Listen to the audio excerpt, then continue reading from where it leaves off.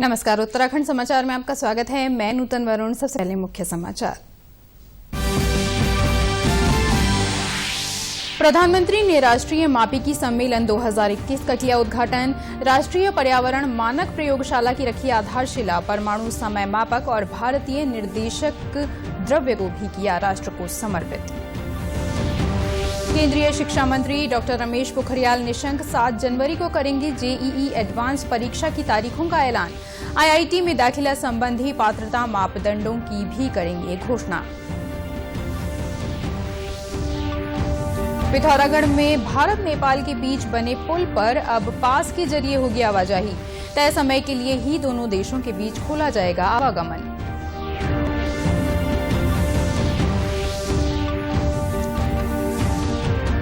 और मौसम विभाग ने किया अलर्ट। राज्य में अगले 24 घंटों में फिर से बारिश और बर्फबारी की संभावना। कई जगहों पर बारिश और बर्फबारी से जनजीवन प्रभावित। और अब समाचार विस्तार से। प्रधानमंत्री नरेंद्र मोदी ने राष्ट्रीय मापिकी सम्मेलन 2021 का उद्घाटन किया। मापिकी के बारे में प्रधानमंत्री ने कहा कि इससे दुनिया में भारतीय उत्पादों की विश्वसनीयता बढ़ती है। उन्होंने कहा कि न केवल भारत में निर्मित सामानों की मांग को बढ़ावा दिया जाना चाहिए, बल्कि इसकी स्वीकृति को भी बढ़ावा देने की जरूरत है। प्रधानमंत्री ने भारतीय निर्देशक द्रव्य को राष्ट्र को समर्पित किया और कहा कि भारतीय निर्देशक द्रव्यम देश में गुणवत्ता वाले उत्पादों के निर्माण में मदद करेगा। इस टाइम पीरियड में हमें आत्मनिर्भर भारत के नए संकल्पों को ध्यान में रखते हुए नए मानकों, नए पैमानों, न्यू स्टैंडर्ड्स, न्यू बेंचमार्क्स को गढ़ने की दिशा में आगे बढ़ना ही है। इसके साथ ही राष्ट्रीय पर्यावरण मानक प्रयोगशाला की आधारशिला भी रखी। राष्ट्रीय पर्यावरण मानक प्रयोगशाला औद्योगिक उत्सर्जन निगरानी उपकरणों के प्रमाणीकरण में आत्मनिर्भरता हासिल करने में सहायता करेगी। प्रधानमंत्री ने राष्ट्रीय परमाणु समय मापक को भी राष्ट्र को समर्पित किया। इंटरनेशनल स्टैंडर्ड टाइम, उसको हमारा Indian standard time 3 nano second से भी कम की एक्यूरेसी लेवल से मैच कर रहा है।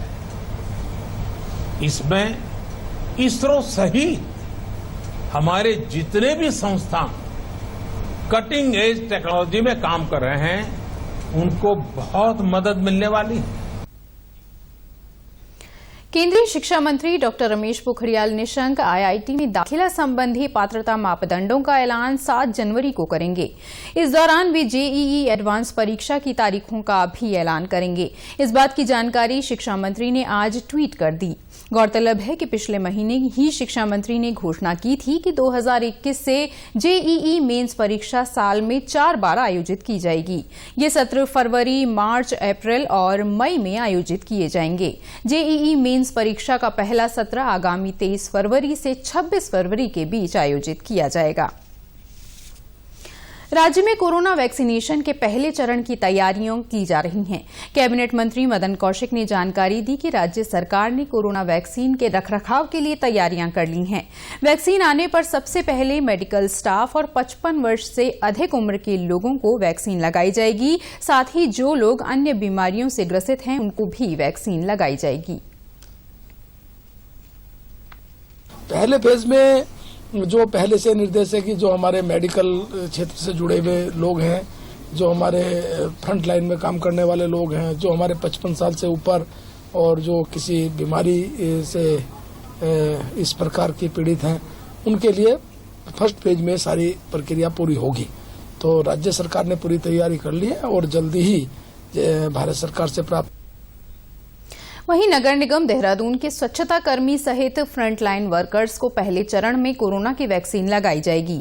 नगर आयुक्त विनय शंकर पांडे ने जानकारी दी कि भारत सरकार की गाइडलाइन के तहत स्वच्छता कर्मी और निगम के फ्रंटलाइन वर्कर्स का डेटा कोविड पोर्टल पर अपलोड किया जा रहा है।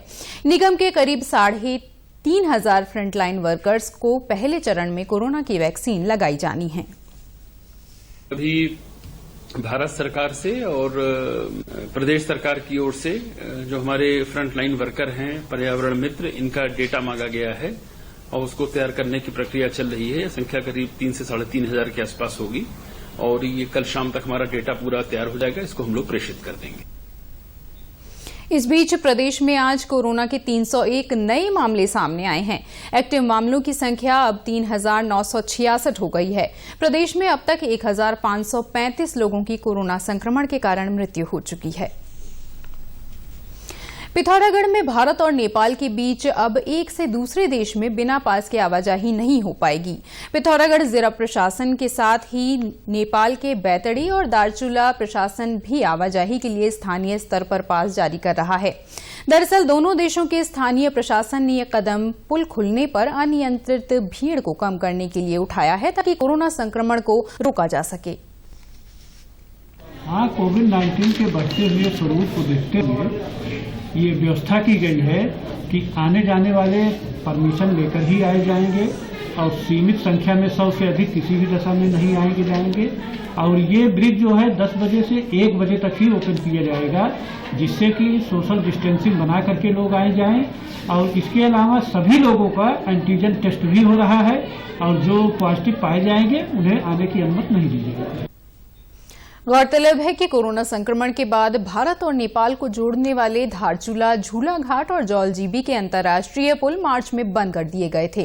तब से विशेष परिस्थितियों में भारत और नेपाल के लोगों के अनुरोध पर ही इन पुलों को खोला जाता है। मौसम विभाग ने राज्य में अगले 24 घंटों में अधिकांश स्थानों पर हल्की से मध्यम बारिश और बर्फबारी की संभावना जताई है। उत्तरकाशी, रुद्रप्रयाग, चमोली और पिथौरागढ़ जनपदों के ऊंचाई वाले स्थानों पर बर्फबारी का पूर्वानुमान जताया गया है। वहीं बागेश्वर में आज सुबह से ही आसमान में घने बादल छाए रहे। पिंडर घाटी क्षेत्र में बर्फबारी के कारण दर्जनों गांवों का जनजीवन प्रभावित हुआ है। टिहरी में हल्के बादल छाने और कल से हो रही बूंदाबांदी से तापमान में गिरावट दर्ज की गई है। वहीं अल्मोड़ा में भी रात से बारिश हुई, जिससे इलाके में ठंड बढ़ गई है। उधर पौड़ी में आसमान में बादल और घाटी में धुंध छाने से सर्दी बढ़ गई है। उधम सिंह नगर और हरिद्वार में भी आसमान में बादल छाए रहे, साथ ही बूंदाबांदी होने से तापमान में गिरावट दर्ज की गई। वहीं 6 जनवरी को भी राज्य के पर्वतीय क्षेत्रों में हल्की से मध्यम बारिश और बर्फबारी होने की संभावना है। कोटद्वार पुलिस ने 25 दिसंबर को सिताबपुर क्षेत्र में हुई डकैती का खुलासा कर दिया है। पुलिस ने 5 अभियुक्तों को उत्तर प्रदेश के मुजफ्फरनगर से गिरफ्तार कर लिया है। गिरफ्तार अभियुक्तों के पास से पुलिस ने 3 तमंचे, जिंदा कारतूस और 2.5 लाख रुपए की नकदी समेत जेवरात भी बरामद किए हैं। पौड़ी की एसएसपी पी रेणुका देवी ने बताया कि पुलिस की टीम ने 10 दिनों के भीतर ही इस बड़ी डकैती का खुलासा किया है। उन्होंने जानकारी दी कि डकैती में पीड़ित के रिश्तेदार शामिल थे। हुआ है उसमें कल हमारा कोटद्वार की टीम द्वारा मुजफ्फरनगर में 5 अक्यूज को अरेस्ट किया गया था। 5 अक्यूज से हमने कितना भी यहाँ पर रूट में सामान मिला था वो सामान बरामद हुआ है।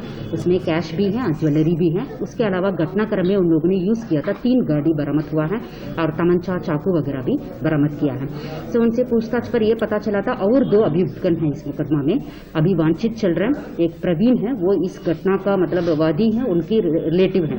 तो उन्होंने इनके घर के बारे में सूचना दिया है, इसी से इन लोगों ने प्लान करके यह घटना किया था। पुलिस महानिदेशक अशोक कुमार ने घटना का खुलासा करने वाली पुलिस टीम की सराहना की और उनका उत्साहवर्धन करते हुए 20,000 रुपए का इनाम देने की भी घोषणा की। पंतनगर विश्वविद्यालय के कुलपति डॉक्टर तेज प्रताप ने केंद्र सरकार द्वारा पारित तीनों कृषि कानूनों को पर्वतीय राज्यों के किसानों के हित में बताया है। उनका मानना है कि कृषि कानून लागू होने के बाद पर्वतीय राज्यों की दिशा और दशा दोनों में बदलाव हो रहा है। कुलपति का कहना है कि पर्वतीय राज्यों में कैश क्रॉप की तरफ किसानों का काफी झुकाव है।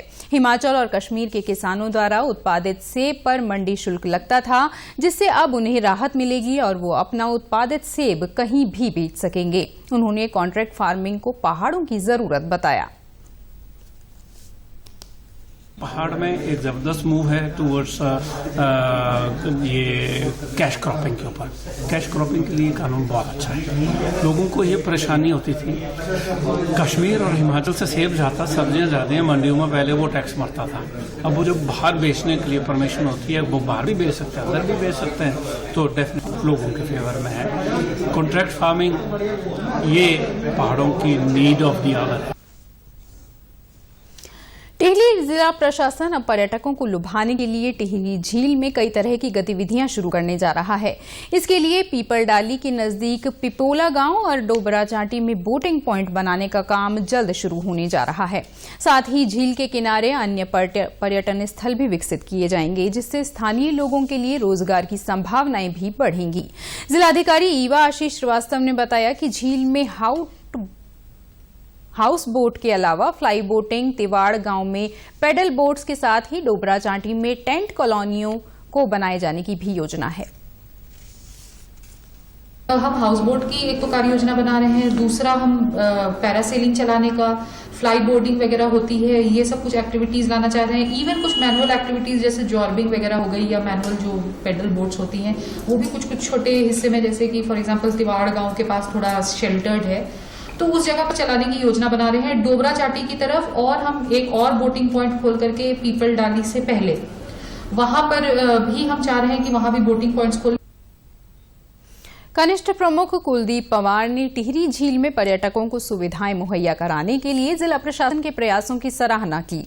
उन्होंने कहा कि इस योजना से जहां एक ओर झील में पर्यटन को बढ़ावा मिलेगा, वहीं दूसरी ओर स्थानीय लोगों के लिए रोजगार के अवसर भी मजबूत होंगे।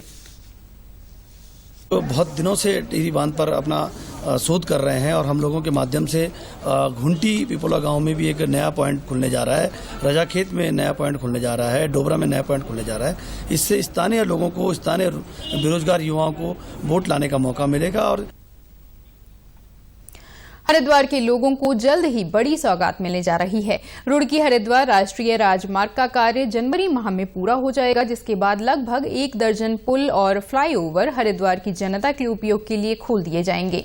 इस राष्ट्रीय राजमार्ग के बनने से न सिर्फ स्थानीय लोगों को जाम से निजात मिल सकेगी, बल्कि देहरादून ऋषिकेश होते हुए चारों धामों के लिए आने वाले यात्रियों को भी सुविधा होगी।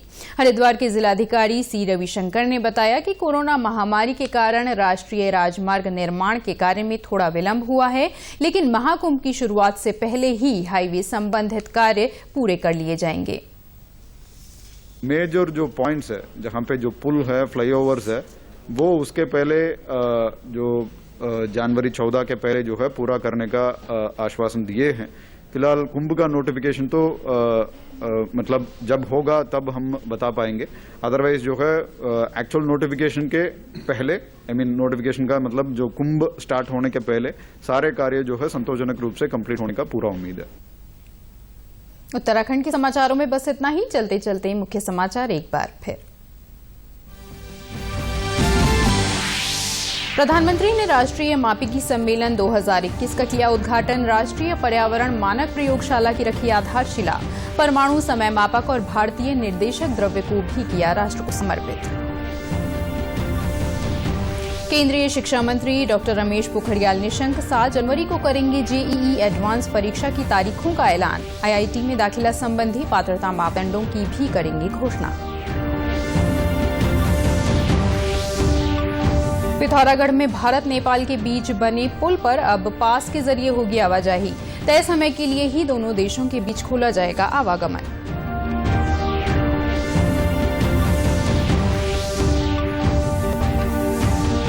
और मौसम विभाग ने किया अलर्ट। राज्य में अगले 24 घंटों में फिर से बारिश और बर्फबारी की संभावना। कई जगहों पर बारिश और बर्फबारी से जनजीवन प्रभावित। उत्तराखंड की खबरों के लिए आप हमसे सोशल मीडिया के माध्यम से भी जुड़ सकते हैं। हमारा ट्विटर हैंडल है DD_News_देहरादून। हमारा फेसबुक पेज है DD News उत्तराखंड और हमारे YouTube channel DD News Uttarakhand को भी आप सब्सक्राइब कर सकते हैं। कोरोना संक्रमण से बचने के लिए मास्क का अनिवार्य रूप से और सही ढंग से प्रयोग करें। साथ ही सामाजिक दूरी का ख्याल रखें, नियमित रूप से हाथ धोएं और याद रखें, कोरोना को हराना है, मास्क जरूर लगाना है। इसी के साथ बुलेटिन समाप्त हुआ। नमस्कार।